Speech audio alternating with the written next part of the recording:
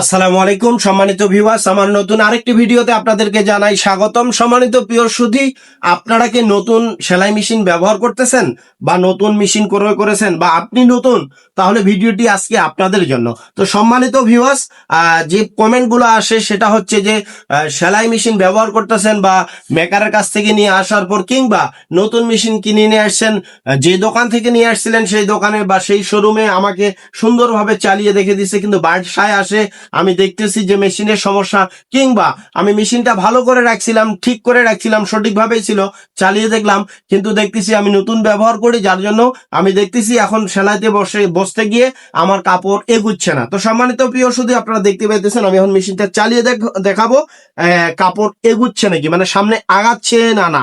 এই যে দেখতে পাচ্ছেন, এই যে আমি মেশিন চালাচ্ছি কিন্তু সামনে আমার কাপড় এগুচ্ছে না বা সামনে কাপড় যাচ্ছে না। তো সম্মানিত ভিউয়ার্স, টেনশনের কোনো কারণ নাই। যারা নতুন মেশিন ব্যবহার করতেছেন তাদের জন্য বলতেছি, যদি এটা সমস্যার সমাধান জানতে চান তাহলে আমার চ্যানেলটিকে সাবস্ক্রাইব করে বেল আইকনটি ক্লিক করে রাখবেন। অবশ্যই লাইক কমেন্ট শেয়ার করবেন, চ্যানেলটি সাবস্ক্রাইব করে বেল আইকনটি ক্লিক করে রাখবেন। তো প্রিয় বন্ধুরা, আপনারা দেখতে পাইতেছেন আমি সুতাটা ছিঁড়ে দিলাম। হ্যাঁ, আপনাদেরকে আবার আমি দেখাচ্ছি। এই যে আমি কাপড়টা সেলাই করার জন্য উদ্যোগ নিছি, কাপড় সেলাই করতেছি কিন্তু কাপড় এগুচ্ছে না, সামনের দিকে যায় না। কেন যায় না? আপনারা নতুন মানুষ এরকম বলতেছেন যে কাপড়টা আমি তো মেশিনটা সকালবেলায় চালাইলাম বা দুপুরে চালাইলাম বা একটু আগে চালিয়ে দেখলাম ঠিক ছিল। তো সম্মানিত ভিউয়ার্স, বাড়িতে অনেক মানুষ চলাফেরা করতে পারে, ছোট বাচ্চাও থাকতে পারে। তো আপনারা কি খেয়াল করছেন, এই যেখানে একটা মিটার আছে, এই যে দেখতে পাচ্ছেন, এই মিটারের কাজ কি? এই মিটারটা দিয়ে সেলাইকে ছোট বড় করা যায়, সেলাই উল্টা দিকে নেওয়া যায়। এটা মিডিলে করা আছে, মাঝখানে।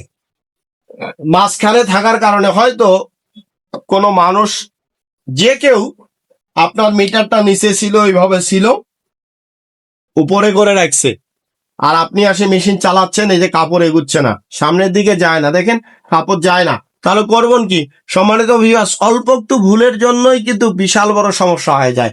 তো দেখতে পাচ্ছেন, এটা যদি আপনারা যদি সামনের দিকে কাপড় না এগিয়ে যায়, তাহলে আপনারা করবেন কি, মিটারটা একটু খেয়াল করবেন। আরো অন্য অন্য অনেক কারণ আছে। দাঁতি নিচে নেমে গেলে কাপড় এগুচ্ছে না, বা সামনের পার্টের যে দাঁতিটা আছে সেটা ডাউন হয়ে থাকে, কিংবা ফিট ক্ষয়ে গেলে কাপড় এগিয়ে যায় না।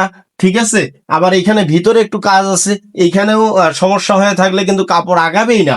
তো তার মধ্যে কমন সমস্যা যেটা, এই যে আমি চালাচ্ছি, কাপড় এগুচ্ছে না, এখানেও দেখাবেন, এখানেও দেখাবেন। এখন আমি নিচে নামাই দিচ্ছি, এই যে নিচে নামাই দিলাম, এই যে দেখুন কাপড় এগুচ্ছে, এই যে কাপড় এগিয়ে যাচ্ছে। তো সম্মানিত প্রিয় সুধী, এই যে দেখতে পাচ্ছেন কাপড় এগিয়ে যাচ্ছে। আবার উপরে উঠে দিলে কাপড় আমার দিকে আসবে।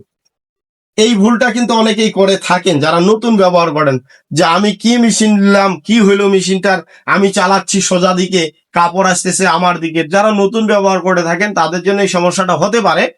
তখন কি করবেন, এই যে এটা নিচে নামাই দিবেন, এই যে মাঝখানে রাখছি, কাপড় আগায় না পিছায় না, এই যে দেখতে পাচ্ছেন। তো সম্মানিত প্রিয় সুধী, যারা বলছিলেন যে আপনার কাপড়টা সামনের দিকে যায় না বা পিছনের দিকেও যায় না বা সামনে যাচ্ছে না কেন, এটা একটা কারণ। তো এটা অবশ্যই জেনে নিবেন বা জেনে নিতে পারবেন। ভিডিওটি ভালো লেগে থাকলে লাইক কমেন্ট শেয়ার করবেন, চ্যানেলটি সাবস্ক্রাইব করে বেল আইকনটি ক্লিক করে রাখবেন। আর যদি পরবর্তীতে দেখার ইচ্ছা থাকে শেয়ার অপশনে গিয়ে শেয়ার করে রাখতে পারেন, কিংবা ডাউনলোড করে রাখতে পারবেন। ভালোবাসা অবিরাম, সকলের জন্য শুভকামনা।